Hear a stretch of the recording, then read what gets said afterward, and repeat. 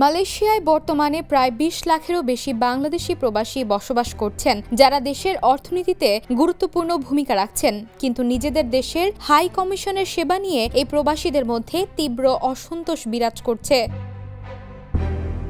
প্রতিদিন হাজারো প্রবাসী বিভিন্ন প্রয়োজনীয় কাজের জন্য কুয়ালালামপুরে অবস্থিত বাংলাদেশ হাই কমিশনে গেলেও ঘণ্টার পর ঘণ্টা লাইনে দাঁড়িয়ে থেকেও কাঙ্ক্ষিত সেবা পান না। এমন অভিযোগ দীর্ঘদিনের। কেউ কেউ সকাল থেকে বিকেল পর্যন্ত অপেক্ষা করেও কোনো ফল না পেয়ে ফিরে যেতে বাধ্য হন। প্রবাসীদের অভিযোগ, সেবা পেতে হয় অনিয়ম, দালাল চক্র ও জটিল প্রক্রিয়ার মুখোমুখি। এতে সময় ও অর্থ দুটোরই অপচয় হয়।